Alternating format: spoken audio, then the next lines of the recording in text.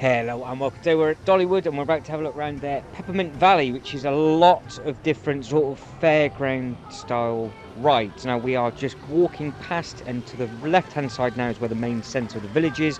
That has already been uploaded in a separate video, but we are going to walk down and head in.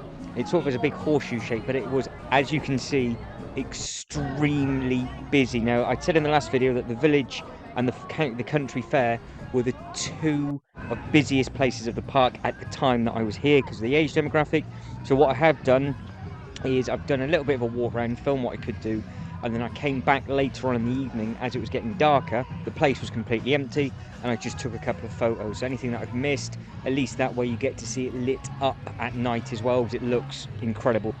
Right, we've got a lot to get through in a short period of time because there's lots to do within this section of the park, but it was just very, very busy and quite difficult to sort of film and walk around and do this style of film that I filmed. So on the map it is called Peppermint Valley. It goes from 83 all the way to 100. You can see there's a lot of pay to plays and all the other little bits and pieces that you can sit down and play as well. But you have got Busy Bees, Blue Ribbon Picnic Pavilion, Celebration Hall Picnic Pavilion, the Destruction Derby, which had a bigger queue than any of the roller coasters that I got on, Dizzy Disc, then 88 just says games, 89 is Lemon Twist, then you've got Lucky Ducky, Piggy Parade, one of the rides is Shooting Star, then you've got Sky Rider, the Amazing Flying Elephant, the Scrambler, and the Waltzing Swinger. You've also got 4 dining options, 97 to 100. You've got the Blue Ribbon Cones, the Country Fair Dippin' Dots, the Grandstand Cafe, and Midway Market. So you've got all of that in a small area of the park. I say it's a small area, obviously it still looks absolutely massive, but it is much smaller than a lot of the other areas. And because of the age demographic that is here at this time of the day, this is where everybody will come to. They've grouped all of the same age rides together, which I think is a really good idea. It's a bit like, I guess, is an older version of Duplo Land at Legoland. It's sort of that step up before you then get to the bigger rides, because there are smaller sections in the parks meant for younger ones as well, but this is just a perfect sort of family feel area where you can just go and do anything that you wanted to do. Like I said, I've added in the photos towards the end as well, so you can just see how spectacular this does look lit up at night. If I had children of my own, which I don't, I would spend ages in this section of the park, because I'm sure they would want to go on absolutely everything, because you can see how many different types of rides they are as I'll pan around and go over them all, because it was quite difficult to actually just walk around. So all I ended up doing was just standing outside the front of the ride, pan up, pan across, just so you can see everything that's here. But you can see how difficult it is because all the parents are obviously watching the little ones on the ride.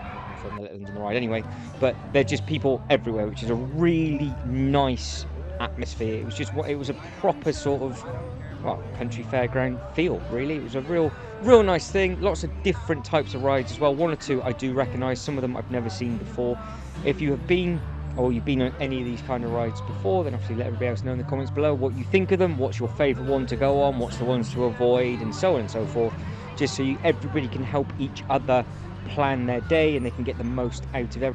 For me, it was easy enough because I could just get on any of the coasters, but there are loads and loads of rides down this way, as I've already read it out on the map. From where I'm stood now, if I was just to pan around, there are 3 rides available. You've got the one that's spinning around, then you've got the one in the background which has got like a horseshoe shape, which is the same one they've got at Legoland Windsor, and then as we pan around, I do believe to the right hand side will be the teacups. So all of them super close together.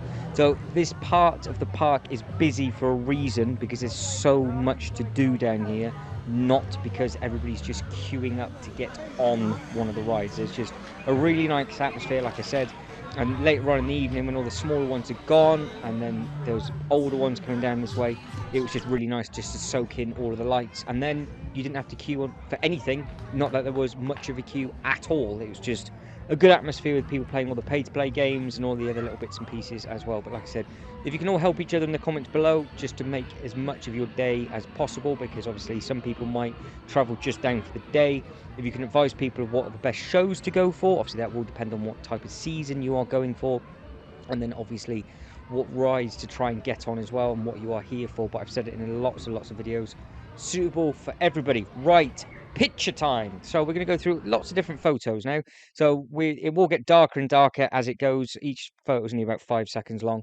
I've got a couple in from the train as well, and like I've said in multiple videos, there is a video either available now, depending on when you're watching this, or still to come, of a full park tour of this place lit up pitch black at night, and it does look incredible. But you can see already the difference with regards to the amount of people that are here within this section of the park. It's like half the amount of people that are here when I was taking these photos, and that was only maybe hour and a half after I had done that bit of filming. So it was a huge, huge difference depending on what time you come in. But a lot of people and a lot of the older ones were coming in the evening to soak in the lights. But again, you could just get on basically the roller coasters in a queue for 5 minutes because they were all running. It was really, really quick rotation and it was just really smooth, plain sailing. But guys, that is it. I'm starting to run out of time. I'll let you soak in the last couple of photos.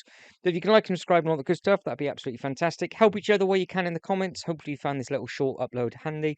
But as always, thank you very much for watching. You guys take care and I'll catch you in the next one. Ta-da.